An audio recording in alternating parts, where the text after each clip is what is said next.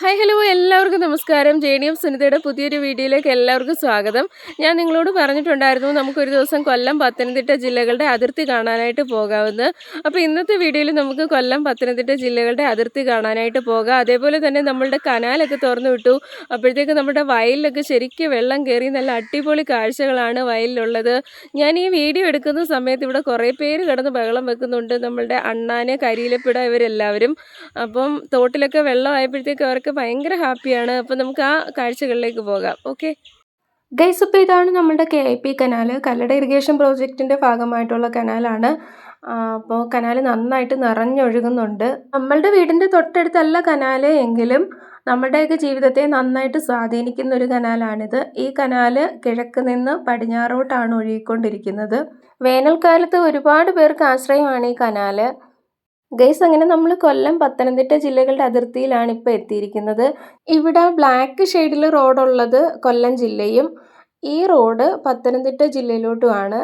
ഈ റോഡ് നേരെ വടക്കോട്ടാണ് പോകുന്നത്, പത്തനംതിട്ട ജില്ലയിലെ കടമ്പനാട് എന്ന് പറയുന്ന സ്ഥലത്തോട്ട്. പോകുന്ന വഴിക്ക് അടുത്തടുത്തുള്ള ചെലവീട് കൊല്ലം ജില്ലയും ചെലവീട് പത്തനംതിട്ട ജില്ലയുമാണ്.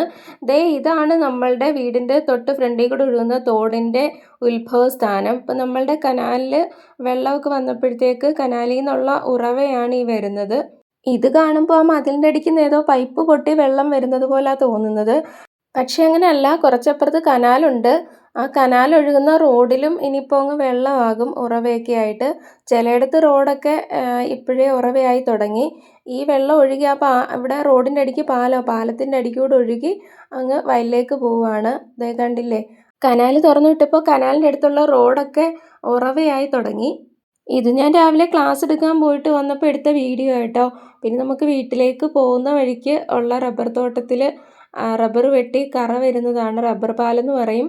ഞാൻ വീട്ടിൽ വന്ന് ഭക്ഷണമൊക്കെ കഴിച്ച് സിറ്റ് ഔട്ടിൽ അമ്മയോട് കാര്യമൊക്കെ പറഞ്ഞിരുന്നപ്പോൾ ദേ കണ്ടോ, തൊട്ട് മുൻപിൽ ഒരാൾ വന്നിരിക്കുന്നത്. കീരിയാണിത്. ആളവിടെ എന്തോ പരതിക്കൊണ്ടിരിക്കുക. ആൾക്ക് നമ്മളിവിടെ ഇരിക്കുന്ന സംശയമൊന്നുമില്ല. ഇടയ്ക്ക് താഴോട്ടൊന്ന് പോവും, വീണ്ടും തിരിച്ചു കയറി വരും. കുറച്ചങ്ങനെ തപ്പി ഇടന്നിട്ട് ആളുടെ വഴിക്ക് പോയി. നമ്മളുടെ ചെമ്പരത്തിപ്പൂവിൽ ചിത്രശലഭം വന്നിരുന്ന് തേനെല്ലാം ഊറ്റി കുടിക്കുകയാണ്. കുറച്ചുകൂടെ കഴിയുമ്പോൾ നമ്മളുടെ കുരുവിപ്പെണ്ണ് വരും. പാവം, അവൾക്കിന്ന് തേനൊന്നും കിട്ടത്തില്ല. അതിനുശേഷം നോക്കിയപ്പം നമ്മളുടെ വീടിൻ്റെ മുമ്പിലുള്ള തോടിൻ്റെ സൈഡിലെ കാപ്പിക്കൊമ്പിലിരുന്ന് രണ്ടുപേര് ദേഹത്തുള്ള ചെള്ളിനെയും പേനിനെയൊക്കെ കൊല്ലുവാണെന്ന് തോന്നുന്നു. അതിനുശേഷം പരസ്പരം തൂവലുകളൊക്കെ കോതി മിനുക്കി റെഡിയാക്കി കൊടുക്കുന്നുണ്ട്. അവരങ്ങനെ ഇരിക്കുകയാണ്. നമ്മളിവിടെ വന്ന് നിൽക്കുന്നത് അവരെ അറിഞ്ഞിട്ടില്ല. കൂട്ടത്തിലിപ്പോൾ ഒരാളൂടെ വന്ന് അവിടെ ഇരുന്നു. ആള് തോട്ടിലേക്ക് ചാടാനുള്ള തയ്യാറെടുപ്പിലാണ്. ഈ തോടിനോട് ചേർന്ന് മരക്കൊമ്പൊക്കെ ഉള്ളത് കൊണ്ടും തോട്ടിൽ ഇഷ്ടംപോലെ വെള്ളമൊക്കെ ഉള്ളത് കൊണ്ടും ഇവരെപ്പോഴും ഇവിടെ തന്നെ കാണും. ഈ 3 പേര് മാത്രമല്ല കേട്ടോ, ഇതിൻ്റെ കൂടെ ഒരുപാട് പേരുണ്ട്. ബാക്കിയുള്ളവരൊക്കെ അപ്പുറത്തും ഇപ്പുറത്തുമൊക്കെ മരക്കൊമ്പിലൊക്കെ ഇരിക്കുന്നുണ്ട്. നമ്മൾ ഭക്ഷണം വെച്ച് കൊടുത്താൽ അവർ കഴിക്കില്ല. അവർക്ക് സ്വന്തമായിട്ട് ചകഞ്ഞ് കണ്ടെത്തുന്ന ഇഷ്ടം. കനാൽ തുറന്നു വിട്ട് തോട്ടിലൊക്കെ ഉറവയായ സ്ഥിതിക്ക് നമുക്ക് നമ്മളുടെ വയലിൻ്റെ അവസ്ഥ എന്താണെന്നൊന്ന് പോയി കണ്ടിട്ട് വരാം. വെയിലാണെങ്കിലും വയലിലേക്ക് ഇറങ്ങിയപ്പോൾ ഒരു ചെറിയ തണുപ്പൊക്കെ ഉണ്ട്. കണ്ടില്ലേ, ഇവിടെയൊക്കെ വെള്ളം വന്ന് ശരിക്കും തികഞ്ഞു. നമ്മുടെ ആഫ്രിക്കൻ പായലൊക്കെ വീണ്ടും നല്ല പച്ചപ്പായിട്ട് കയറി വരുന്നുണ്ട്. ഒരുപാട് പായലുകളൊക്കെ ഇതിനകത്ത് വന്ന് മൂടുന്നുണ്ട്. വയലിലൊക്കെ വെള്ളമായപ്പോഴത്തേക്കും കർഷകർ പുതിയ കൃഷിയൊക്കെ ഇറക്കാൻ വേണ്ടിയിട്ട് വയലൊക്കെ കിളച്ച് ഒരുക്കി ഇടുന്നൊരു കാഴ്ചയാണ്. കനാൽ തുറന്നു വിടുന്നതിന് മുമ്പിട്ട് ഈ വയലിലുള്ള പോച്ചയൊക്കെ നന്നായിട്ട് കരിഞ്ഞ് കിടക്കുമായിരുന്നു. ഇപ്പതേ കണ്ടില്ലേ, എല്ലാം നല്ല പച്ചപ്പായിട്ട് കയറി വരികയാണ്. പോച്ചയുടെ ഇടയ്ക്കൂടെയൊക്കെ ശരിക്കും വെള്ളം ഒഴുകുന്നുണ്ട്. പോച്ചയുടെയൊക്കെ ഇടയ്ക്കൂടെ ഇങ്ങനെ വെള്ളം ഒഴുകി വരുമ്പോൾ നല്ല കളകളാരവമൊക്കെ കേൾക്കുന്നുണ്ട്. പക്ഷേ ഇതിൻ്റെ സൈഡിലൊക്കെ ഉള്ളൊരു കാര്യം പറയുന്നുണ്ട്. ആ സൗണ്ട് കൂടെ കേൾക്കുമെന്നുള്ളത് കൊണ്ട് ഞാനത് മ്യൂട്ട് ചെയ്തതാണ്. നമ്മൾ വയലിൻ്റെ ഏകദേശം ഒരു മറുകരയ്ക്ക് എത്തി. ഈ ഭാഗത്ത് ഒരു ചെറിയ കൈത്തോടുണ്ട്. നമ്മുടെ അവിടുത്തെ തോടിൻ്റെ അത്രയും വലുതല്ല, എങ്കിലും ചെറിയൊരു കൈത്തോട് ഒഴുകുന്നുണ്ട്. കണ്ടില്ലേ, ഈ തോട് ഒഴുകുന്നതും കിഴക്കോട്ടാണ്. ഇതും മറ്റൊരു ഭാഗത്തു നിന്നുള്ള കനാലിൻ്റെ ഉറവയാണ് ഈ തോട്ടിൽ കൂടെയും വരുന്നത്. നല്ല തണുപ്പുണ്ട് ഈ തോട്ടിലെ വെള്ളത്തിന് മാത്രമല്ല വയലിലെ വെള്ളത്തിന് നല്ല തണുപ്പുണ്ട്. അപ്പം ഈ കൊടും വേനലിൻ്റെ സമയത്ത് ഇത്രയും നല്ല തണുത്ത വെള്ളമൊക്കെ കിട്ടുക എന്ന് പറയുന്നതും ഒരു ഭാഗ്യം തന്നെയാണല്ലേ. കനാലൊക്കെ തുറന്നു വിടാറാകുമ്പോഴത്തേക്കും എല്ലാവരും ഈ കൈത്തോടൊക്കെ ഒന്നുകൂടെ ഒന്ന് തെളിച്ച് വൃത്തിയാക്കി ഇടും. അപ്പം വെള്ളം നല്ല സ്മൂത്തായിട്ട് ഒഴുകി പോവും. അതേപോലെ വയലിലേക്കൊക്കെ വെള്ളം തിരിച്ച് കയറ്റാനും എളുപ്പമാണ്. ഈ തോട്ടിൽ മീനുണ്ട്, നമുക്ക് ക്യാമറ കിട്ടുന്നില്ലെന്നേ ഉള്ളൂ. ഇത് ഞാൻ പഠിച്ച അംഗൻവാടിയാണ്. തോടിൻ്റെ തൊട്ട് മുകളിലാണ് ഈ അംഗൻവാടി ഉള്ളത്. ഞാൻ പഠിക്കുന്ന സമയത്ത് ആ അംഗൻവാടിയുടെ മുൻവശം ദേ ഈ ഭാഗത്തായിരുന്നു. പിന്നീട് ഇത് പുതുക്കി പണിഞ്ഞപ്പോൾ അംഗൻവാടിയുടെ മുൻവശം കിഴക്കോട്ടാക്കിയതാണ്. ഈ അംഗനവാടി ഇരുന്ന് പഠിക്കാൻ നല്ല സുഖമാണ്, നല്ല തണുപ്പായിരുന്നു. അപ്പം ഞങ്ങൾക്ക് എല്ലാവർക്കും ഒരു നല്ല ഓർമ്മയാണ് ഈ അംഗൻവാടി എന്ന് പറയുന്നത്. ഇതിൻ്റെ തൊട്ട് ഫ്രണ്ടിലൊരു വയലും ഒക്കെ ആയിട്ട് എപ്പോഴും നല്ല തണുത്ത കാറ്റും ഒക്കെ ഉണ്ടായിരുന്നു. അന്ന് പക്ഷേ ഈ പറയുന്ന പോലെ അംഗനവാടി വരാനൊന്നും അത്ര ഇഷ്ടമൊന്നും ആയിരുന്നില്ല. ഇത് ഞാൻ നെറ്റ് വെച്ച് മറച്ച് കാണുന്നത് വെറ്റക്കൊടിയാണ്. വയലിൽ ഈ വെള്ളം കയറി കിടക്കുന്ന ഭാഗമില്ലേ, അതിനെ നമ്മൾ പാത്തി എന്നാണ് പറയുന്നത്. ഉയർന്നു കിടക്കുന്ന ഭാഗം അതിനെ പണയെന്നും പറയും. ഈ കാണുന്ന ചെടിയാണ് കീഴാർനെല്ലി. മഞ്ഞപ്പിത്തം മാറുന്നതിന് ഏറ്റവും ബെസ്റ്റായിട്ടുള്ള ഒരു ഔഷധമാണ്. എനിക്ക് മഞ്ഞപ്പിത്തം വന്ന സമയത്ത് ഈ കീഴാർനെല്ലിയുടെ ഇല അരച്ചിട്ട് പച്ചപ്പാലിൽ കലക്കി വെറും വയറ്റിൽ കുടിക്കാനായിട്ട് ഡോക്ടർ പറഞ്ഞിട്ടുണ്ടായിരുന്നു, മഞ്ഞപ്പിത്തം കുറയാൻ വേണ്ടി.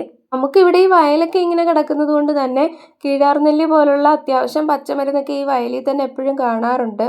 കനാല് തുറന്നു വിട്ടപ്പോൾ ഉണ്ടായ ഉറവ് കാരണമാണ് ഈ വയലൊക്കെ ഇങ്ങനെ വെള്ളം ശരിക്ക് കയറി കിടക്കുന്നത്.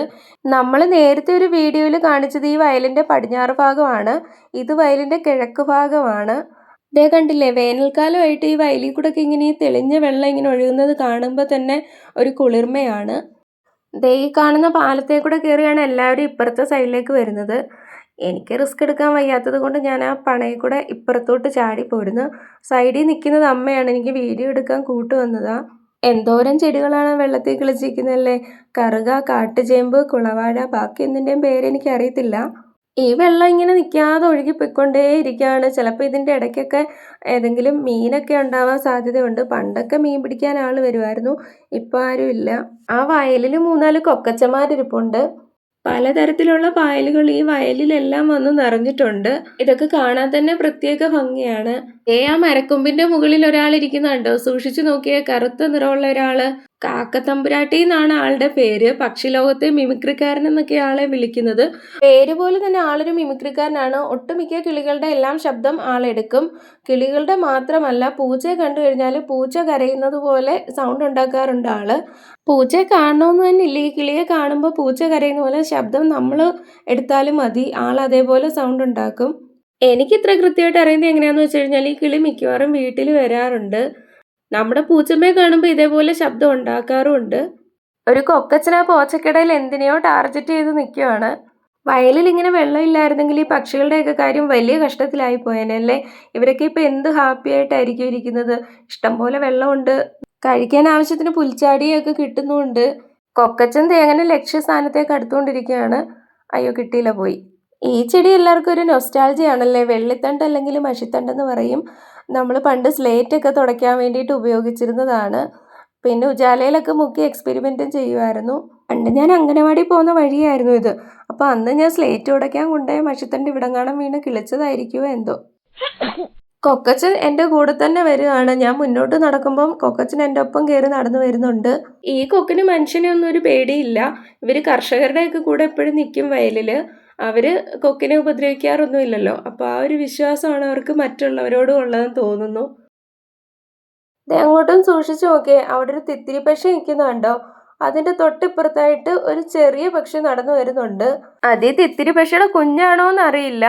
നമ്മളിവിടെ നിൽക്കുന്നത് ആളും അറിഞ്ഞിട്ടില്ലെന്ന് തോന്നുന്നു. കൂളായിട്ട് ഇങ്ങനെ നടന്നു പോവുകയാണ്. മണ്ണിൻ്റെയൊക്കെ ഇടയ്ക്ക് നിന്ന് എന്തിനേക്കോ കൊത്തിച്ചകഞ്ഞ് തിന്നുന്നുമുണ്ട്. പിന്നെ നേരെ വെള്ളത്തിലോട്ട് പോവുകയാണ്. തിത്തിരി പക്ഷിയുടെ കുഞ്ഞായിരുന്നെങ്കിൽ ഒരു പക്ഷേ ആ വലിയ കിളി ഇപ്പോൾ അവിടെ കിടന്ന് ബഹളം വെച്ചേനെ, നമ്മളടുത്ത് ചെല്ലുന്ന കണ്ടുകൊണ്ട്. പക്ഷെ ഇത് വേറെന്തോ കിളിയാണെന്ന് തോന്നുന്നു. ആ കട്ടയുടെ ഇടയ്ക്ക് നിന്ന് എന്തൊക്കെയോ കുത്തിപ്പറക്കി തിന്നുന്നുണ്ട്. നമ്മളിനി അടുത്തേക്ക് ഇന്ന് ശല്യപ്പെടുത്തേണ്ടെന്ന് കരുതി. ഇത് കണ്ടോ, അവിടെ കിടന്ന ഒരു കമ്പ് ചീനിയാണ്. ഇന്നലെ രാത്രി പന്നിസാർ അതും തിന്നിട്ടുണ്ട്. മരച്ചീനിയുടെ തൈയാണ്, അതും തീർത്തു. ഇതാണ് വീടിന് കിഴക്കോട്ടുള്ള നമ്മളുടെ വയലിൻ്റെ ഒരു വ്യൂ എന്ന് പറയുന്നത്.